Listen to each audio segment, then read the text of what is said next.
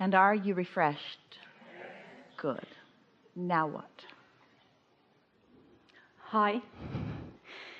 Thank you so much. I'm very excited. I've been waiting for this for so many years. Thank you. Sorry. I used to be quite in a good mood all the time, and Quite what? in a good mood all the time. Yeah. I feel pretty good most of the time. Yeah. And so I wanted to talk more about some very fun stuff that I would love to create in my life. And Is the good mood conditional on that? no, I don't feel like it would be, All right. usually. All right. Sometimes, yes.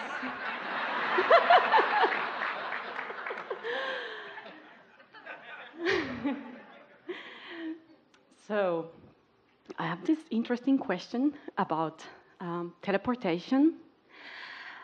It would be so much fun to learn how to do it. Well, everything's perceptual.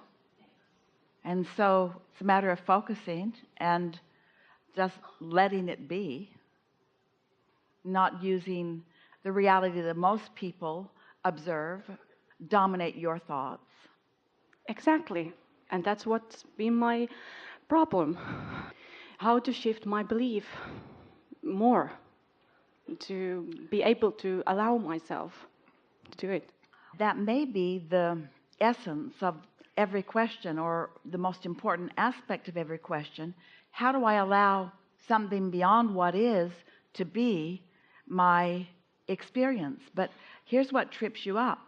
How can I let something beyond what is be my new what is?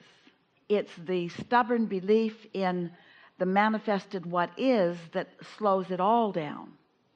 And the reason that this question is such a good one is because when you're talking about teleportation, you're talking about moving of consciousness more than you are, we're guiding you a little bit, more than you are of moving your physical body from one place to another, because that's what it's got to be. It's got to be about allowing your consciousness to experience something other than what the reality of your body is seeing, which is what we talk about all day, every day, whenever we are in an environment like this.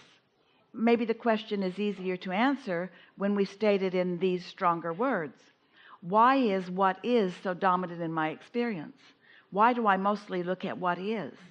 Why am I so enamored with what is? Why is what is so interesting to me? And the answer is because you've been giving it most of your attention, and so law of attraction has made it more dominant in your experience.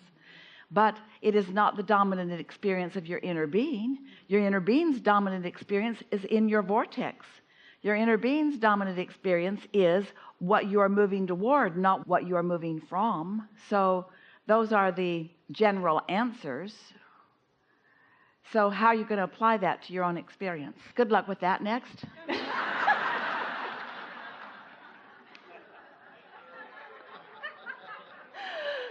Oh, meditation.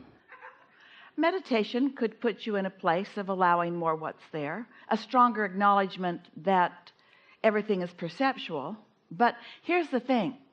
Do you find it a little bit unusual to be a person in a physical body who is deliberately deciding to face reality less rather than more? Doesn't that sort of make you a freak? Well, for sure, but it's so, all right with you. Oh, yeah. So this is really the question at hand.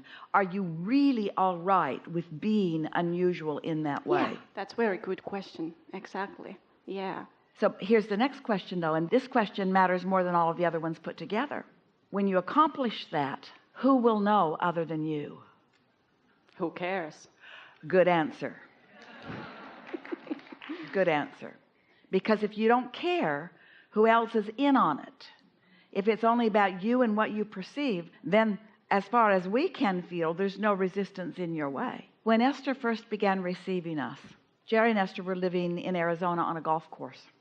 And for several nights, right after she first became aware of us and was receiving us in this full fashion, as soon as she would put her body into her bed, and before she had closed her eyes and fallen asleep, she would be up and out of her body, and her consciousness would move quickly out the window.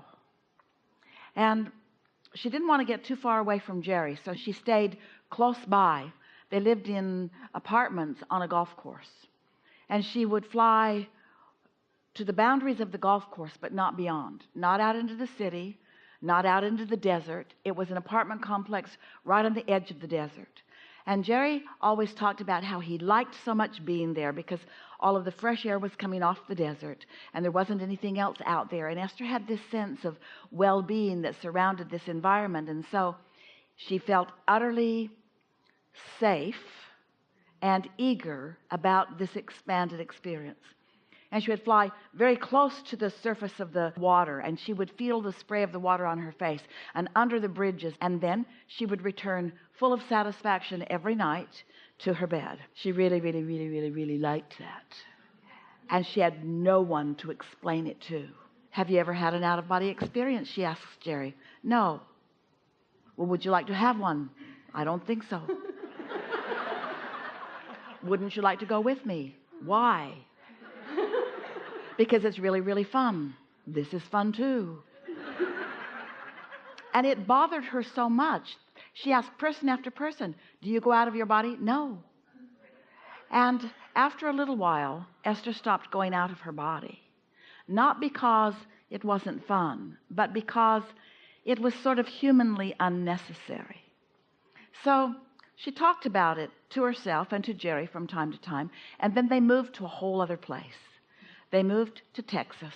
They moved to that little ranch that we were talking about with the gravel driveway, and Esther is down opening the gate.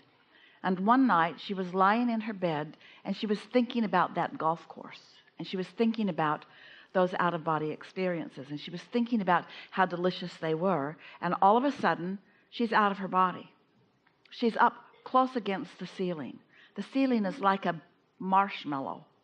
She's up in it and wanting to sort of be away from it. And then she moved around the room a little bit, and she just flew around the house that night because that was as far as she would allow herself to go. In other words, part of her consciousness needed well-being to be assured. And then the next night she's lying in her bed again, and she's thinking, oh, there's so much more that is out there.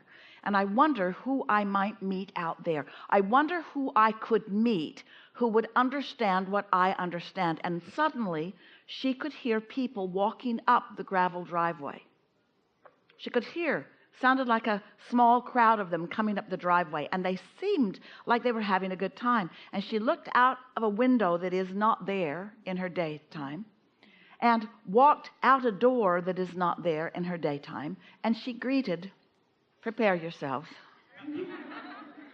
Scarecrow, Tin Man, Lion, Dorothy, Toto. They were all right there. They were all right there in the fullness of who she believes them to be. That was a harder one to explain. Because she knew the realness of it. She had met thought forms in her out-of-body experience.